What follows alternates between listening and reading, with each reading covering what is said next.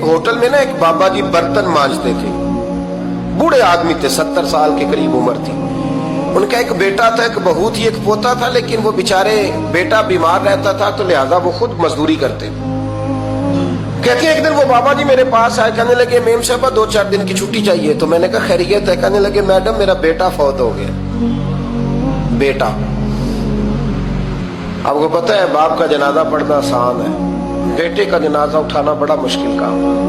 कहती है मैं कुछ लिख रही थी, मेरे हाथ से कलम गिर गया, मैंने खुद गाड़ी भेजी, बाबा जी गांव चले गए जहां वो रहते थे।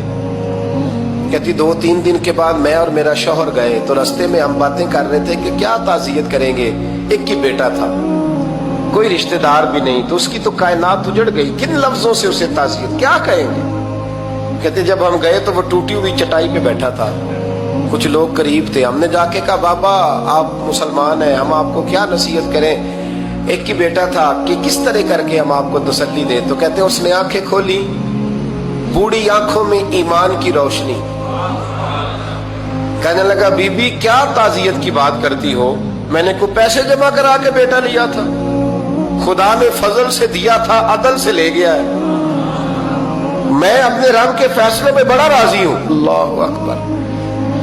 वो खातून कहती है कि वो बाबा जी से मैंने कहा कि चलो आप 1 महीने की छुट्टी कर ले, तो कहने लगा नहीं मैडम मैं मुसलमान हूँ, मुफ्त की रोटी नहीं खाता, मजदूरी करके खाता हूँ, मैं इंशाल्लाह 2-3 दिन के बाद काम पे आ जाऊंगा।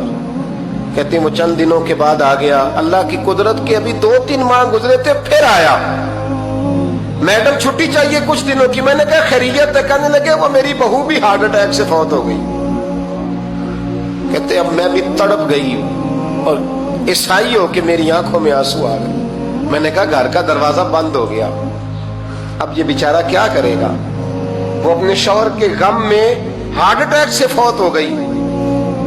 कहते हम फिर 2-3 दिन के बाद ताज़ियत के लिए गए, फिर टूटी हुई चटाई, बूढ़ा ना अपनी उंगलियों से जमीन पर कुछ बना रहा है। कहती करीब गई और मैंने जाके कहा बाबा अब तो तसल्ली आपने खुद ही करनी है, जो निजाम था वो तो हो गया। तो कहते हैं फिर उसने आंखें खोली, आसमान की तरफ देखा तो कहने लगा बेटी कोई परेशानी नहीं, मेरा बेटा बगैर शादी के भी तो फौत हो ही सकता था ना, बस मेरे मालिक ने जब चाहा जैसे चाह हुआ, मैं इंशाल्लाह 2-4 दिन के बाद काम पे आऊंगा। ये मेरा 3-4-5 साल का पोता है, अभी स्कूल दाखिल हुआ है, मैं साथ ले आऊंगा, वहां मेरे साथ ऊपर क्वार्टर में जहां मैं रहता हूं ये भी रहेगा।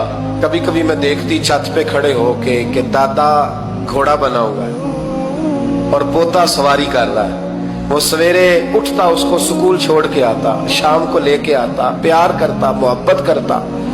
तीसरी मंजिल पर हमने क्वार्टर दिया हुआ था, वहां दादा पोता रहते। अल्लाह तू बड़ा बेनियाज है। कहती है इकबाल एक दिन ना पोता ऊपर वाली मंजिल पे खेल रहा था, उसका पैर फिसला, वो गर्दन के बल जमीन पे गिरा, मुझे खबर हुई तो मैं दौड़ी, एम्बुलेंस मंगाई, खून से लिथड़े हुए उस बच्चे को दादे ने अपनी गोद में रखा। और जब हम अस्पताल की तरफ गए तो हॉस्पिटल बाद में आया, जनाबे इजराइल पहले आ गए और कहते वो गोद में दम तोड़ गया। फिर दादे ने उसे अपने हाथों से गुस्ल दिया, फिर उसने अपने बूढ़े हाथों से कब्र खोदी और फिर मिट्टी डाल के कहने लगा इन्ना लिल्लाहि व इन्ना इलैहि राजिऊन, जे सोना ही मेरे दुख विच राजी, जे सोना ही मेरे दुख विच राजी। फिर सुख नु चुल्ले डावा। कहते वो मिट्टी डाली उसने और जब वो वापस पलटा तो मैं बाजू से थाम के होटल करीब लाई और मैंने उसके करीब कहा कि बाबा तू टूट गया है, तू बिखर गया है। तो कहते हैं यूं उसने हाथ रखे और यूं आंसू छटक दिए।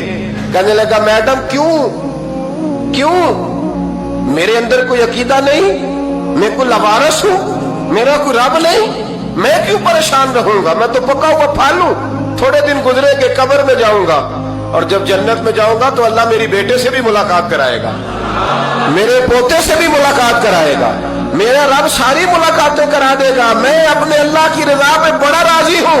वो खातून कहती है मेरा और मेरे शौहर का कलेजा फटने लगा। मैंने कहा बाबा ये जज्बा कहां से मिलता है, ये सुकून कहां से आता है। یہ کیفیت کیسے ملتی ہے؟ مجھے کہنے لگا تو نے لینی ہے؟